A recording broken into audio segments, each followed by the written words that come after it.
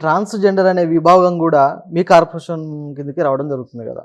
So, transgender విద్యార్థులైతేంది, వాళ్ళు విద్యా విషయంలో, ఉద్యోగాల విషయంలో ఎదుర్కొంటున్న అడ్డంకులు తొలగిపోవడానికి మీరేమైనా కృషి చేస్తుర్రా?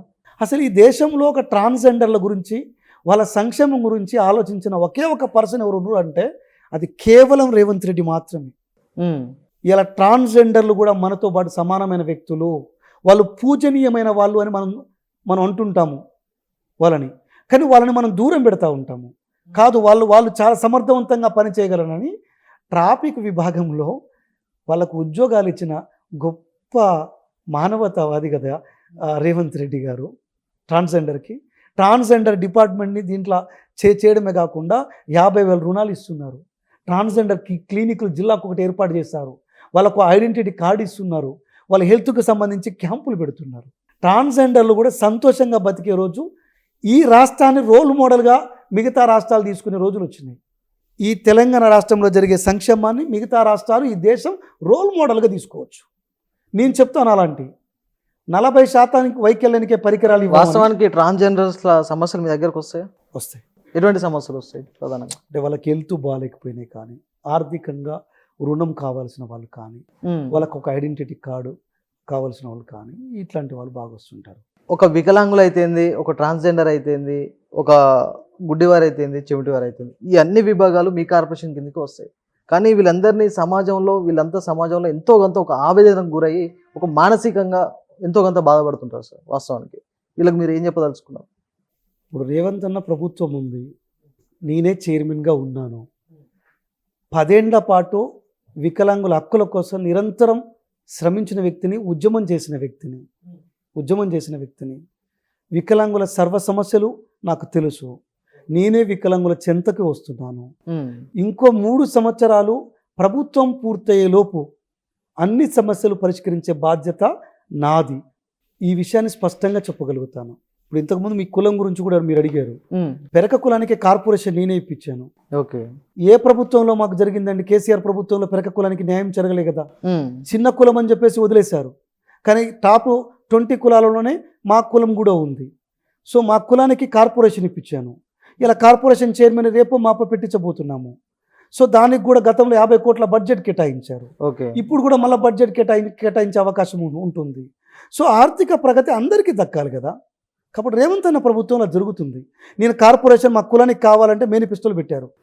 మరి మొదటి క్యాబినెట్లోనే ఆమోదించండి అంటే నా కోరిక మేరకు ఆమోదించారు. ఇవాళ నేను చాలామందికి పాలాభిషేకాలు చేశాను. కానీ నా ముఖ్యమంత్రి గారితో పాటు నాకు కూడా 100 చోట్ల పెరక కులస్తులు పాలాభిషేకాలు చేశారు.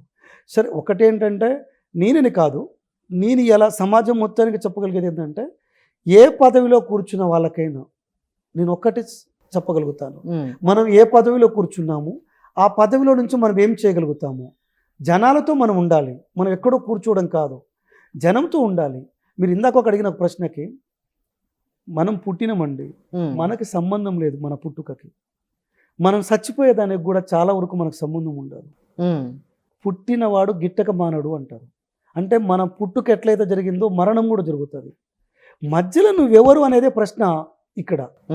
సో మనం ఎవరు? నువ్వు సంపాదించిన ఆస్తి మొత్తం నీతో పాటు తీసుకెళ్తావా? మరి ఏం తీసుకెళ్తావు? మనం ఎందుకు పుట్టాము ఇక్కడ? సో మనకు పాత్ర దొరికింది. ఈ పాత్రలో మనం నలుగురికి న్యాయం చేయాలని నా ఆలోచన. కేంద్ర ప్రభుత్వం నుంచి మీ కార్పొరేషన్కు ఎటువంటి సహాయ సహకారాలు అందుతున్నాయండి? సున్నా. బీజేపీ తీవ్ర అన్యాయం చేస్తుంది. కిషన్ రెడ్డికైనా, బండి సంజయ్కైనా, రామచంద్రరావుకైనా, వాళ్ళ ఎమ్మెల్యేలు కొంతమంది ఒకరిద్దరు మాట్లాడుతూ ఉన్నారు హ్యాండిక్యాప్డ్ వెల్ఫేర్ మీద. వాళ్ళకి సిగ్గు, శరం, లజ్జ ఇలాంటివి ఏమైనా ఉంటాయి, ఒక మాట బహిరంగ చర్చకు రావాలి నాతో. మీ టీవీ ఆధ్వర్యంలో రావాలా. కేంద్రము 300 రూపాయలు వికలాంగులకు పెన్షన్ ఇస్తుంది. 2011లో ఆనాడు కాంగ్రెస్ ప్రభుత్వం ఏర్పరిచిన పెన్షన్ అది. వీళ్ళ ప్రభుత్వం 2014లో వచ్చింది. మా పేరుని వికలాంగులుగా దివ్యాంగ్ అనే ఒక పదం అయితే మార్చారు. మా బతుకులు మార్చినారా? ఇప్పటికి ₹1 పెంచలేదు. 300తో కేజీ చికెన్ వస్తుందా? ఇప్పుడు కేజీ చికెన్ అన్నా మనం 300తో కొనుక్కోగలుగుతామా? మరి ఆ 300 కూడా మరి వికలాంగులందరికీ ఇస్తున్నారు అంటే లేదు.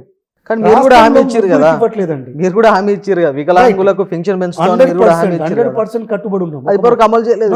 ఒక మాట, 300 రూపాయలు నువ్వు పెన్షన్ ఇస్తున్నావు హ్యాండిక్యాప్డ్ కోటాలో. 100 మంది వికలాంగులకి 3 కూడా ఇవ్వట్లేదు నువ్వు. ఓకే. మరి మిగతా 97 మందికి ఎవరు ఇస్తారు? మరి ఖర్చులు పెరిగిపోయినాయి కదా, నిత్యావసరాలు పెరిగిపోయినాయి కదా, హ్యాండిక్యాప్డ్స్ కూడా కేంద్రంలో హక్కు ఉంది కదా, 5% కేటాయించాలి కదా, వికలాంగుల హక్కుల చట్టాన్ని నువ్వు అమలు పరచాలి కదా. ఇలా రాష్ట్రంలో మీరు అడిగిన ఒక ప్రశ్నకి 6,000 పెన్షన్ నేనే పెట్టించాను. ఇందులో అనుమానం ఏం లేదు. కానీ అమలు కాలేదు కదా. రైట్. ఇవాళ కేసీఆర్ కాలంలో దొంగ పెన్షన్లు చాలా ఏరియేసాము. ఇప్పటికీ ఇంకొన్ని దొంగ పెన్షన్లు ఏరియేసే పనిలో ఉన్నాము. ఇలా కొత్తగా కేసీఆర్ 2019 తర్వాత కొత్తగా పెన్షన్లు పెంచివ్వలేదు. ఎప్పుడైనా వస్తే 150 అవే ఇచ్చారు. 2 లక్షల మందికి ఇలా కొత్త పెన్షన్లు ఇచ్చారు.